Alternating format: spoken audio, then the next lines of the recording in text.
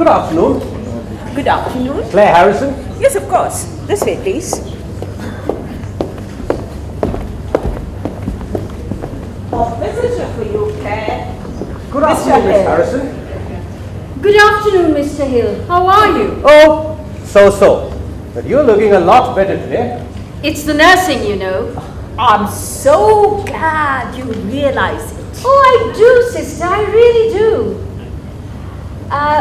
This will take only about 20 minutes. Thank you, sister. Are you comfortable? Very comfortable. You see, her day job is gift wrapping at Harrods. Okay, I'll leave you two now. Thank you. You really look a lot better. Yes, I'm as well as I'll ever be. I brought all the papers. Things are moving along very satisfactorily now. I don't want to talk about the accident. I do understand. It must be distressing for you. But I just need No, I don't want to see you about the insurance claim. Oh, but Sister Anderson said on the phone... Yes, I know. Could you come a little closer, please? Or perhaps to the other side? Could you come to this side, please?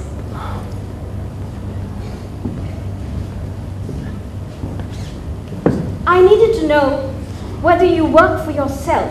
I mean, you don't just work for the insurance company, do you? No, I'm in a private practice. Then you could represent me generally, not just for the insurance claim. Yes, if there's anything else I could do for you. There is. Yes? Get me out of here. I don't understand. It's quite simple, really. I can't exist outside the hospital, so they have to keep me here in order to keep me alive. And they seem intent on doing that. But I don't want to stay in hospital any longer. I'm sure the hospital wouldn't keep you here longer than necessary. Mr. Hill, I'm almost completely paralyzed. No hospital will ever discharge me. I've thought it over very coolly and calmly and decided not to go on this way. I want to be discharged from hospital to die. And you want me to represent you? Yes, tough.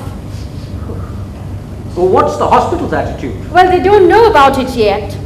Even tougher. This is an enormous step.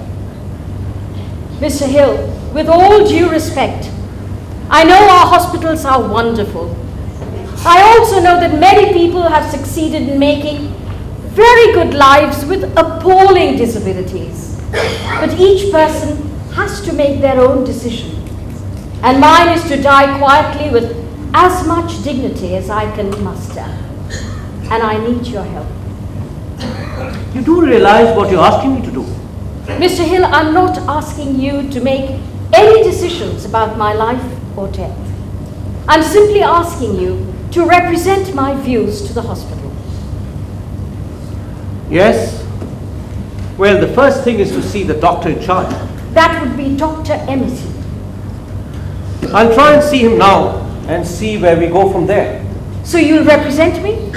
Miss Harrison, I'll let you know my decision after I've met Dr. Emerson. So you'll come back and tell me what your decision is, even if Emerson tries to convince you that he's right.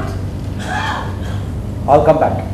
But I'm warning you, he lacked the heavy father bit with his wayward daughter.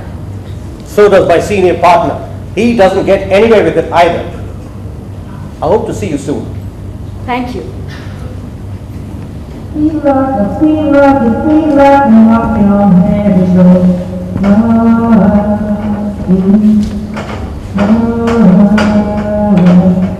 Knock, knock, knock your head is low. Knock, knock, knock your head is low. Hey, wait, I want to talk to you.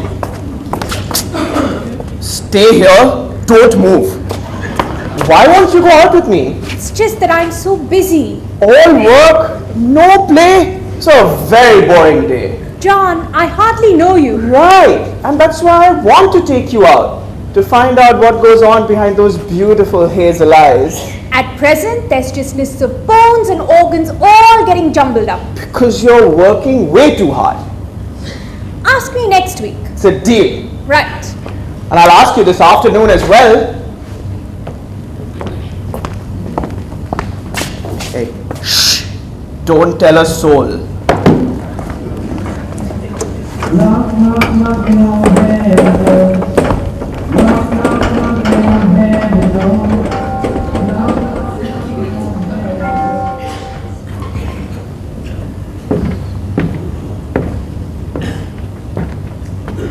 door. Mr. Hill, do come in. Thank you, Dr. Emerson. You've seen Miss Harrison? Yes. What a tragedy. Such an attractive and talented woman. I do hope you'll be able to get enough money for her. She deserves everything we can get. Dr. Emerson, it's not about that I wanted to see you. I thought I was coming about that, but Miss Harrison wishes to retain me to represent her in quite another matter. Oh, She wants to be discharged. well, that is impossible. Why? Well, to put it bluntly, she'd die if we do that. She knows that. It's what she wants. And you are asking me to kill my patient? I am representing Miss Harrison's wishes to you and asking you to discharge her. Well, I can't. Are we talking medicine or ethics here? This is absurd, Mr. You Hill. can, of course, dismiss me like that if you choose to, but I would hardly think it serves anyone's interest, least of all Miss Harrison's. Look, I'm trying to save her life. You don't have to remind me about my duties towards my patient, Mr. Hill. Or mine to my client, Dr. Emerson. Are you telling me that you have taken up the job to come to me to urge a course of action that will cost your client her life? I had not accepted it. I told Miss Harrison I'd talk to you first. Now I have, and I begin to see the reason why she thought it necessary to be represented. All right. Let's start again. Now, what is it you want?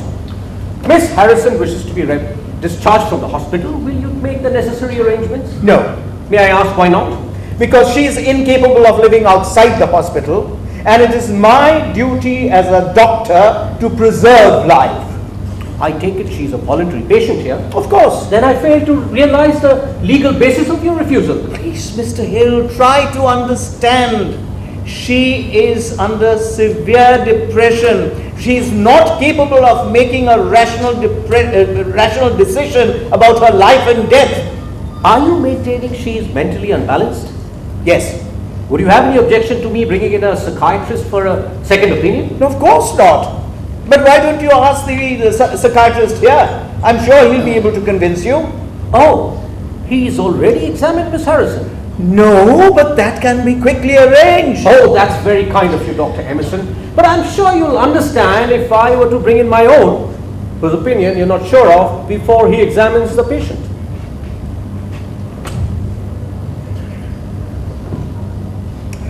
Goodbye, Mr. Hill.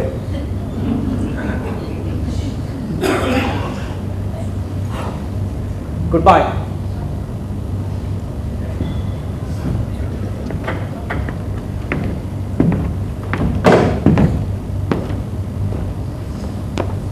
Could you find out where Dr.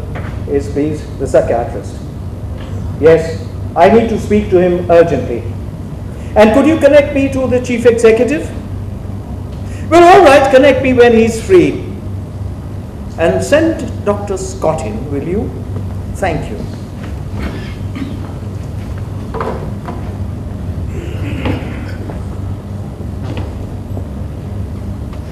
So how was it at Mount Olympus? Cloudy.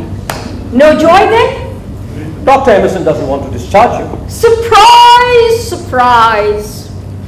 So what do we do now? Miss Harrison, I'll be perfectly frank with you. Dr. Emerson claims you're not in a sufficiently healthy mental state to make a rational decision, especially one of this seriousness and finality. Now, my position is, I'm not competent to decide whether or not he's right. How will you decide then? I wish to have you examined by an independent psychiatrist. I'll accept his views of the case and advise you accordingly. Fair enough. But will Emerson agree? Oh, he has already. Well, that's a beginning. I must warn you, Dr. Emerson is likely to take steps to admit you here under the Mental Health Act as mentally unbalanced. which means he can keep you here and give you any treatment he feels fit. My God! Can he do that? He probably can. And I have no say in the matter? Oh yes. He will need another signature, and that doctor will have to be a psychiatrist trained under the Mental Health Act. He would also need the agreement of an approved social worker. Oh, that'll be Mrs. Boyle. He'll have no problems about that. Even if he gets both, we can still appeal. So let's get started. One thing at a time. First things first, remember, our own psychiatrist. Wheel him in. I'll be in touch soon then. Goodbye for now. I'll see you. One thing before you go. The other day, I had refused a tranquilizer, and Emerson came in and gave me an injection. It made me very dopey. If I were like that when the psychiatrist came in, he'd lock me up for life. He can't do that again, unless he admits you under the Mental Health Act. But I'll make sure you're fully awake for assessment. Goodbye for now.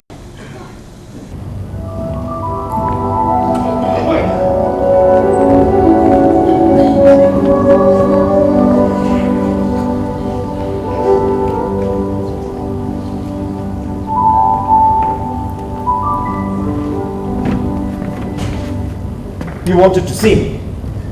Yes. Claire Harrison has decided to discharge herself. Oh, I can't say that I'm surprised. But Dr. Jacobs is seeing her now. Dr. Jacobs won't make her change her mind. I am committing her under the Mental Health Act. Really? Will Dr. Jacobs sign it? Of course he will. It may not be so easy. I can name you a dozen psychiatrists who will not take a suicide attempt as evidence of insanity. Well, I could name several psychiatrists who are evidence of insanity.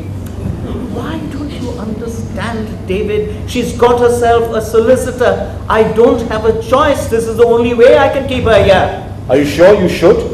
Of course, no question. It's her life. But my responsibility. Only if she's incapable of making her own decisions. Of course she's incapable. I refuse to believe that a woman with a mind as quick as hers and with enormous mental resources will calmly think of suicide. She's done that. She's just done that. And therefore, I say she is unbalanced. But surely a wish to die cannot be taken as evidence of insanity. A person might want to die for the perfectly sane reasons. No, David. A doctor cannot accept a choice for death. He's committed to life. When a patient is brought into my unit, he's in a bad way. I don't stand there wondering whether I should treat him or not. I don't have the time for doubts. I get in there, do what I can to save life. That's the only way I can function. I'm a doctor, not a judge. I hope you will forgive me for saying this, but isn't that exactly how you're behaving, like a judge? You must say what you feel, but I am the responsible person here. I know that. David, don't treat me as your enemy.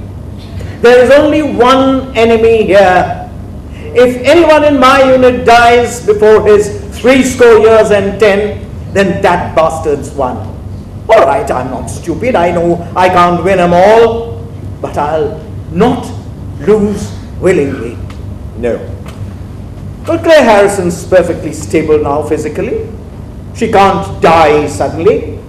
But if something like that happens, then I shall order a post-mortem and act on whatever's found. Claire Harrison is your patient, sir. Of course. Of course. You make it sound like a fate worse than death. Perhaps for her, it is.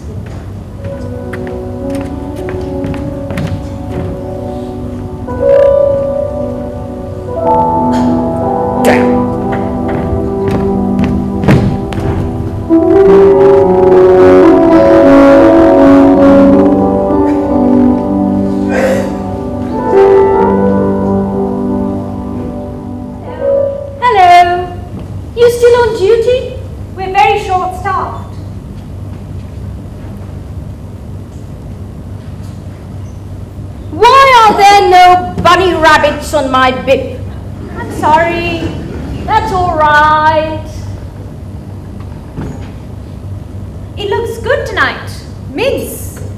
Excellent. So what wine should we order with it? Let me think. A 48 Bordeaux. That's right. Call in the wine waiter, please. You're crazy. Is there any reason why I shouldn't have wine? I could ask Sister Anderson. I wouldn't bother. The hospital is determined to depress my consciousness. But if I started to enjoy it, it would be considered immoral.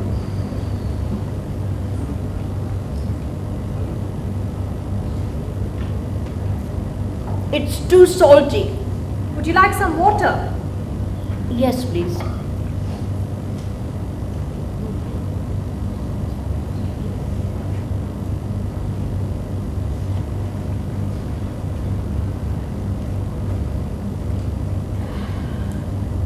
Nice. Not too full of body. Chateau Thames water with just a cheeky little hint of J's fluid from the sterilizer. We use Milton.